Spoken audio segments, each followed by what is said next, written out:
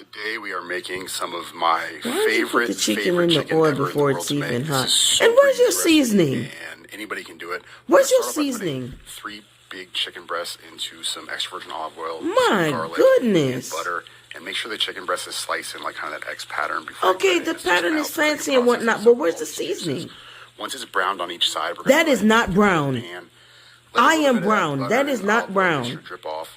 And we're going to go ahead and now And look at him fork or scraping the knife, non-stick whatever, we're gonna go ahead and kind of non-stick scrape pan the with a garlic and mash fork. it up even more, so it's kind of If like a that paste. thing was brown like Now we're it's gonna put in supposed to about be, 1/4 of a it cup of would chopped have been white cooked all the onions. way through, but you Now couldn't we're even gonna let it brown them. cook. We're going to caramelize them, so mix them up real well. Let them cook And look for a at little him bit. burning all them daggone onions. And now it's time for the next step. We're What gonna else actually could add go some wrong chicken in broth, this about 1/4 video? of a cup. And be very careful with this process of the step because you might have some Ugh. splatter up on you. Now we're Make going to me put some sick. paprika to taste in there, like so.